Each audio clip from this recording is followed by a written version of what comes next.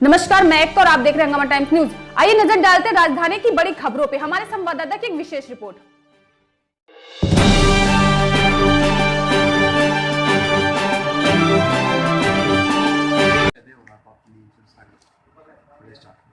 मैं दुर्गा शंकर वाजपेयी, राष्ट्रीय अध्यक्ष, भारतीय हिंद पार्टी।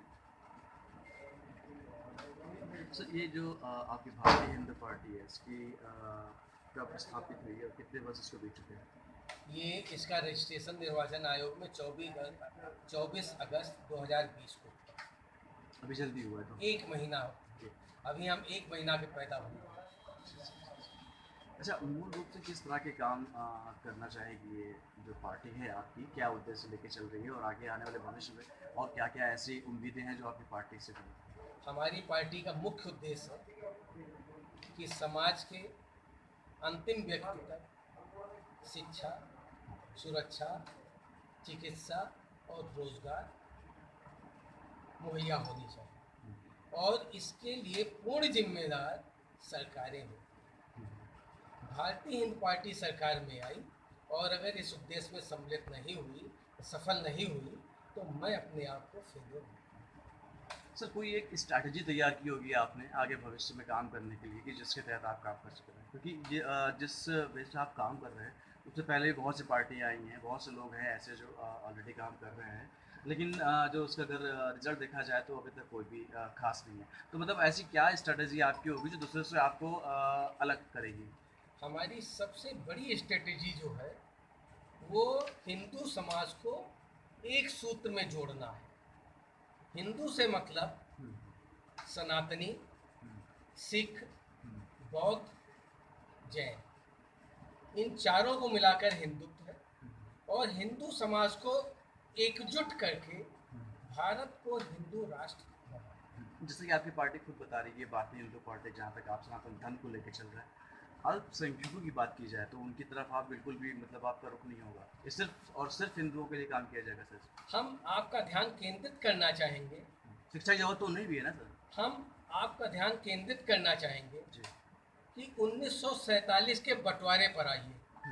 हमारी सेंट्रल गवर्नमेंट से ये मांग है कि 1947 के बंटवारे पर श्वेत पत्र लाए और जनता को स्पष्ट करे कि 1947 का बंटवारा किस आधार पर हुआ था। सर, आधार की अगर बात करेंगे, अगर हम पीछे अगर जाएंगे तो बहुत सी चीज़ें ऐसी हैं जो सामने आएंगी, उन्हें फिलहाल अगर थोड़ी देर के लिए उन्हें हटा देते हैं, क्योंकि पुरानी बातें तो थी और जिस पे किया गया था और किस तरह से दो अलग देश बनाए गए थे, वो सब भली भूति हिंदू समाज को जोड़ने के लिए काम करेंगे और हमारी जो सबसे बड़ी स्ट्रेटेजी है वो ये है कि रोजगार गारंटी योजना लाकर समाज के अंतिम व्यक्ति तक रोजगार पहुंचाकर, रोजगार ये नहीं कि ये इसको राजनीतिक आप घोषणा पत्र कह दें, राजनीतिक घोषणा के अंतर्गत नहीं, रोजगार इस तरह का होना चाहिए कम से कम हर परिवार की आय कम से कम आज की स्थिति में 30,000 रुपये महीने की होनी चाहिए। उस स्ट्रेटेजी में लाकर हम हिंदू समाज को एकजुट करेंगे, जोड़ेंगे। ये हमारी विचारधारा है। सर, तो क्या भविष्य में आप चुनाव में जाएंगे? क्या आप चुनाव लड़ना?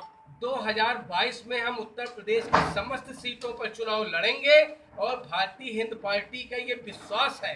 हमारा आप एजेंडा पढ़ लीजिएगा, जो पीला वाला प्रपत्र है उसको पढ़िएगा और जब चाहे तब आप 24 घंटे हमसे बात कर सकते हैं, किसी मुद्दे पर बात कर सकते हैं।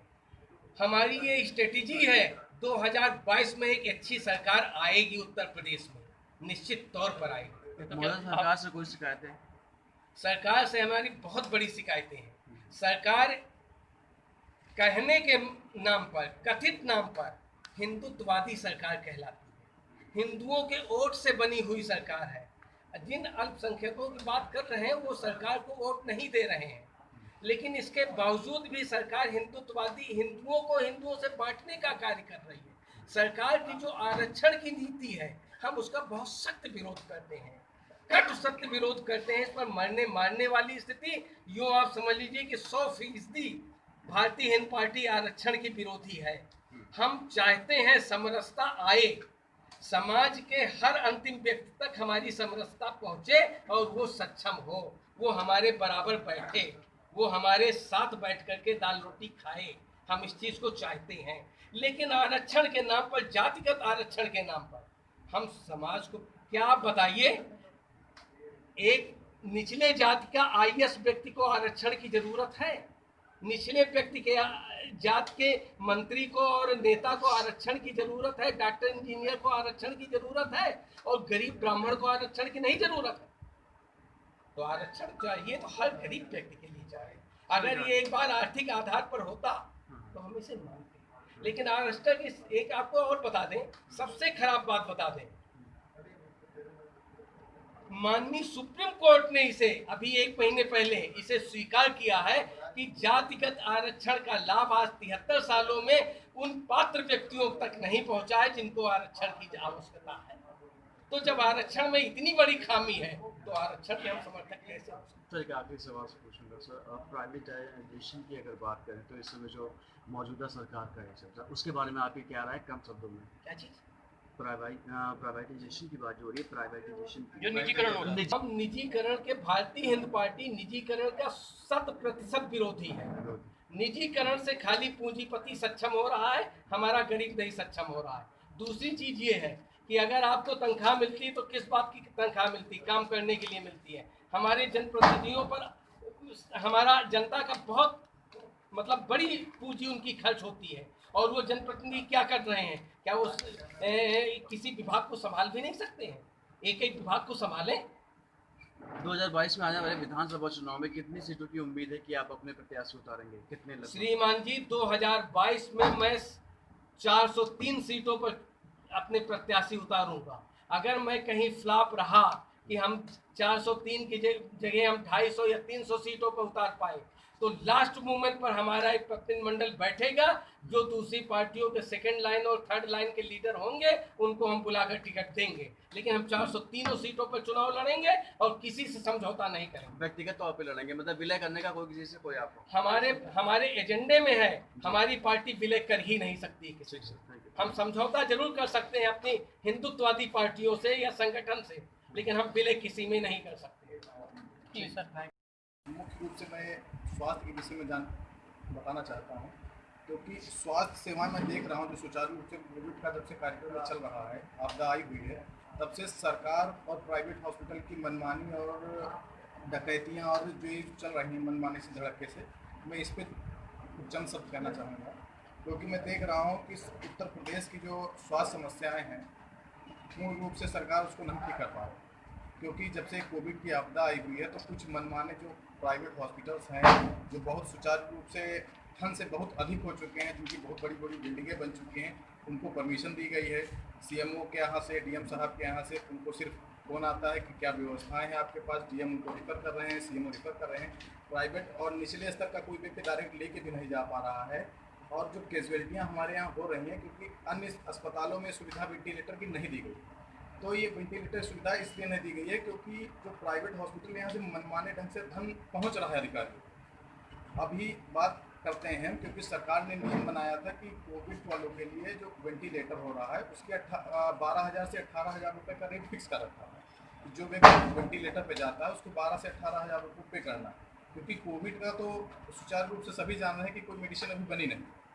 तो जो 2-2, 3-3 दिन के लोग बिल 3-3 लाख रुपए दे रहे हैं, तो सरकार उस पर कोई कार्रवाई नहीं करे। 3 लाख बिल आ कहाँ से रहा? वेंटिलेटर का जब 18,000 रुपये है तो 3 लाख वो बिल किस चीज़ का बना है? जब वहाँ किसी के पेशेंट, हमने कई लोगों से बातचीत की, कई लोगों से हमने मुलाकात की, कई पीड़ितों के घर में गया तो उन लोगों से बात की किस बेस पे आपको क्या बिल दे रहे हैं, कैसा क्या है, किस बेस का पैसा ले रहे हैं। तो उन लोगों ने हमको कोरे कागज़ का बिल थमाया कि इस पर ये फला 3 लाख रुपये है, 2 दिन से मैं एडमिट था वहाँ पर, 3 लाख रुपये बिल है। मैंने कहा किस चीज़ का बिल है?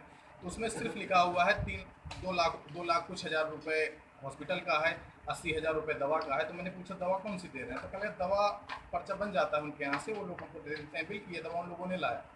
मैंने सीएमओ से बात की, सीएमओ से पूछा कि आप ये 3 लाख का हॉस्पिटल का है, इस पर आप क्या कहना चाहते हैं? तो सीएमओ साहब ने हमसे ये बताया कि हमारे यहाँ तो 18,000 रुपये फिक्स है, मैं 18,000 से ज़्यादा नहीं करता हूँ। अस्पताल वालों से मैंने बात किया तो वो लोग पक्का बिल जो GST वाला होता है हॉस्पिटल के नाम से उन्होंने देने के लिए कुल मिला के आनाकानी कर रहे हैं कि ये सीएमओ के द्वारा प्राप्त होगा। और पूर्ण रूप से जिस हॉस्पिटल में देख रहा हूँ कोविड के जो पेशेंट जा रहे हैं कहीं जीवित नहीं आ रहे, ना उनके परिजनों को बाहर का हालचाल दिया जा रहा है, ना उनको देखने दिया जा रहा है। 5 दिन पेशेंट अंदर है, कि डेथ कर गया है कि जीवित है ये भी नहीं पता चल पा रहा है। मैंने कहा सरकार से मैं मांग करता हूँ, भारतीय हिंद पार्टी ये पूर्ण रूप से कहते हैं, जिस समय हम लोग मैदान में आते हैं पूर्ण रूप से जितने भी प्राइवेट हॉस्पिटल में इनकी पुनः से कोविड वालों की जांच करवाऊंगा।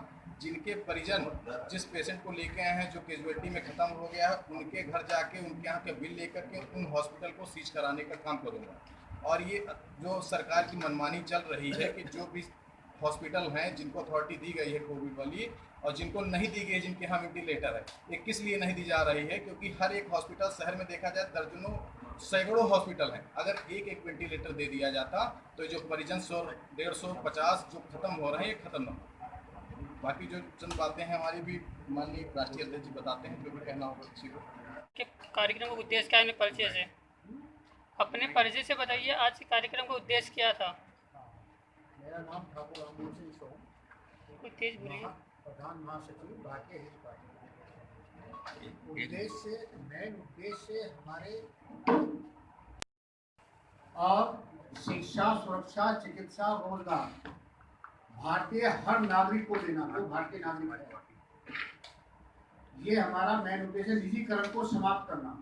अगर निजीकरण हो जाएगा तो हमारे जो युवा हैं पढ़े लिखे वो सिविल अथॉरिटी के अंदर आ जाएगी, उन पर मनमानी होगी।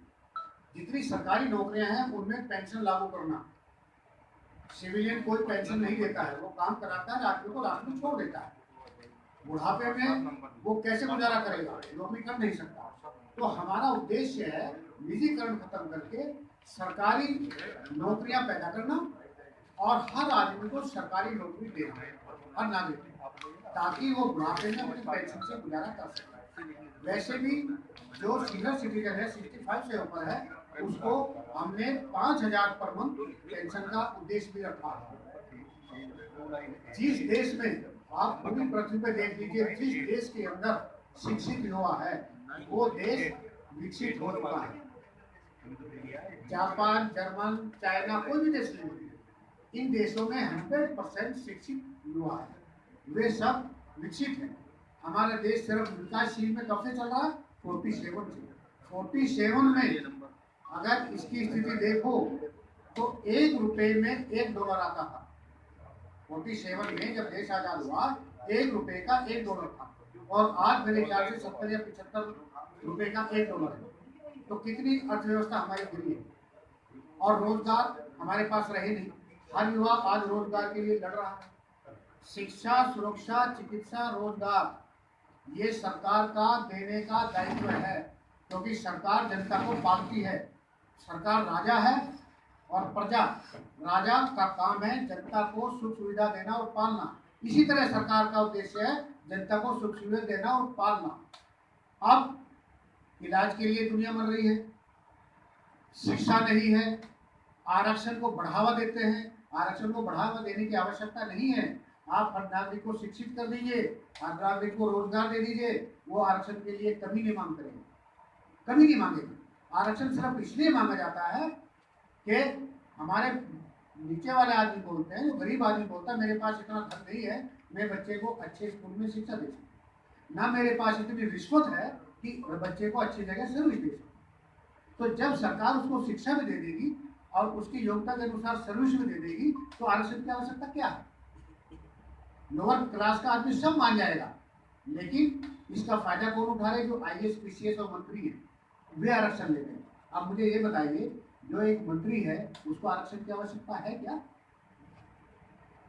दूसरी बात, हमारा ये मानना है कि जितने सांसद, विधायक और मंत्री हैं, क्या आपने कभी सोचा है वे कितने साल में पेंशन ले लेते हैं? ज़्यादा से ज़्यादा 5 साल। 5 साल के लिए उनका पीरियड होता है और 5 साल में वे पेंशन लेके निकलते हैं। तो इसका मतलब उनको 5 साल में पेंशन मिलती है। एक सेना में जो जवान रहता है उसको 15 या 20 साल में पेंशन मिलती है। क्यों? वो भी सरकार का हिस्सा है, सेंट्रल गवर्नमेंट का, वो भी सेंट्रल गवर्नमेंट का हिस्सा है। उस समानता को सरकार क्यों नहीं लाती? फौजी आदमी को 5 साल में पेंशन क्यों नहीं? क्या कारण है? क्या उसके काम में कुछ कमी है? दूसरी बात, फौज 12 महीने की तनख्वाह लेती है, सांसद विधायक भी 12 महीने की तनख्वाह लेते हैं, चाहे वो काम करें या ना करें। आज अगर लड़ाई लगे और सेना लड़ाई में जाए, क्या उसको एक्स्ट्रा भत्ता, एक्स्ट्रा तनख्वाह मिलती है? उसी में वो लड़ाई लड़ती है। जब शस्त्र चलता है, सांसद किस लिए बना? संसद में बैठने के लिए। विधायक किस लिए बना? विधानसभा में बैठने के लिए। वो जब उस विधानसभा में बैठते तो एक्स्ट्रा भत्ता और एक्स्ट्रा पैसा लेते हैं। क्यों लेते हैं एक्स्ट्रा? 12 महीने की तनख्वाह तो मिल रही है। दूसरी बात, एक होती है नौकरी, एक होता है जन सेवा। नौकरी में क्षमता देखी जाती है, इंटरव्यू दिया जाता है, एजुकेशन देखी जाती है, जब उसको नौकरी मिलती है, चाहे कोई भी नौकरी है। और नेता नौकरी नहीं ले सकता, वो जन प्रतिनिधि है। लंगड़ा लूला अंधा काना सभी नेता बन जाते हैं। क्या अंधा लंगड़ा लूला डीएम बन सकता है? पीसीएस बन सकता है? सेना में जा सकता है? वो नौकरी है, उसमें काबिलियत चाहिए, उसमें टेस्ट होते हैं, उसमें इंटरव्यू होते हैं, उसमें एजुकेशन देखी जाती है, उसमें सब चीज देखी जाती है। अगर काना बहरा लंगड़ा नेता बन सकता है, वो उसको नौकरी लेने का हक नहीं है।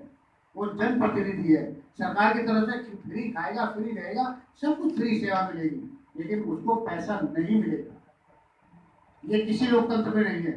दूसरी बात, इस पृथ्वी के ऊपर, इस पृथ्वी पे, मैं पूरी पृथ्वी की बात करता हूँ, 200 से ज्यादा देश हैं, 100 से ज्यादा मुस्लिम कंट्री हैं, 50 से ज्यादा क्रिश्चियन कंट्री हैं।